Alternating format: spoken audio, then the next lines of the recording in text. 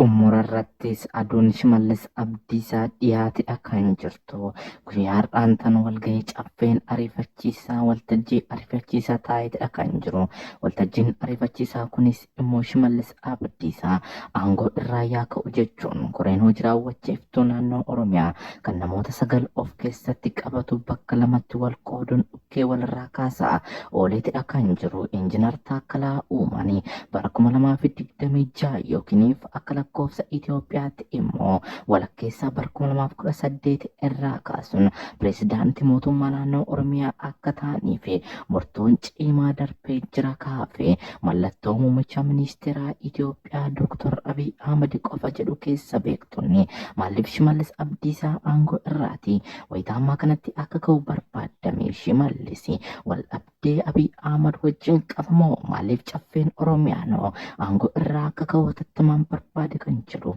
gabaasa gabaabaa isiniif qindeessinee jirra. Amadumaatti nu hordofaan immoo affeerraa keenyadha. Warreen YouTube chaanal keenya haarawwataa ta'an like, subscribe, share gochuun maatii chaanal keenya akka taatan qabsoo Oromoo gama sooshaal miidiyaatiin bu'aa tokko malee tichinee hojjechaa jiru cinaa akka dhaabbattan affeerraa keenyadha. Turtii gaarii.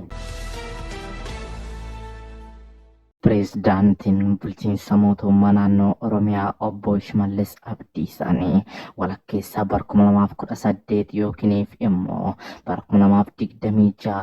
akka lakkoofsa alaatti bara 2026 aangoo irraa akka kaafaman mirkaneeffameetidha kan jiru. Shimallis Abdiisaa ulfaataa dhalataa magaalaa Gincii kan ta'ee fi Oromiyaas waggoota 7 darbanii fi pireezidaantii ta'uun kan bulchee wayitaa ammaan tanatti garuu aduun aangoo isaa itti lixaatidha kan jirtu. Sababni kunis immoo gungummii miseensonni caffee adeemsisaa jiran akkasumas immoo bulchitoonni godinoota Oromiyaa kabaa Oromiyaa fi kalixa Oromiyaa irratti argamanii haalli aangoo Shimallis Abdiisaa itti fufiinsan waggoota 7 darbanii fi wal dorgommii tokko malee akkasumas immoo miseensi caffee kam iyyuudha sadarkaa pireezidaantitti osoo wal hin dorgomin waggoota 7 qofaa fi dhalataan naannoo tokkoo giddu galeessa irraa qofa Oromiyaa bulchuun haala malee akkasumas seer caffee keessatti illee kan hin jirre jechuun wal atakaaroo cimaa adeemsisuun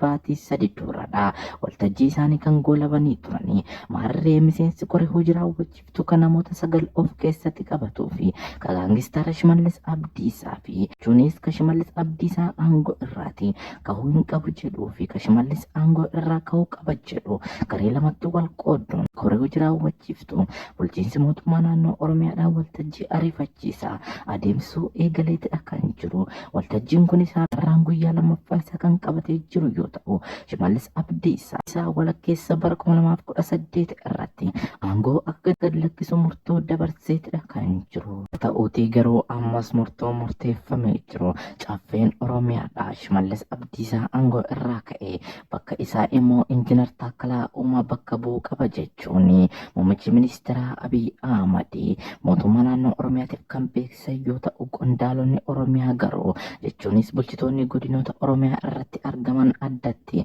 ka Oromiyaa ba'aa fi ka Oromiyaa lixa irratti argaman immoo yaada muummicha ministeeraa Abiy Ahmed hin furannu jechuun mormii dhageessisaa akka jiranidha kan dhagahamee jiru. Kunis immoo Injiinar Taakkalaa Uumaa dhalataa godina Shawaa Lixaa aanaa tokkee kuttaa'e kan ta'e yoo ta'u Shimallis Abdiisaas dhalataa godina Shawaa Lixaa aanaa Dandii magaalaa Gincii waan ta'eef akkamittiin ganda tokkoo fi godina tokko keessaa pireezidaantiin itti aanee filama kun gandummaadhaan uummata Oromoo qoqqooduu akkasumas immoo waggoota 7 darbanii fi lolli Oromiyaa keessatti adeemsifame lola seenaa keessatti ta'ee hin beekne akkasumas immoodha kan uummata Oromoo qaanfachiisee akka taasifame immoo bara bulchiinsa Shimallis Abdiisaa akkamittiin namni ganda isaan gotti deebi'e jechuun bulchitoonni godinoota Oromiyaa kabaa Oromiyaa jechuunis addatti immoo bulchitoonni godinoota Harargee fi kalixa Oromiyaa irratti argamanii mormii cimaa kaasuudha kan dhagahamee jiru. Haa ta'uutii garuu Shimallis Abdiisaa walakkeessa bara 2018 irratti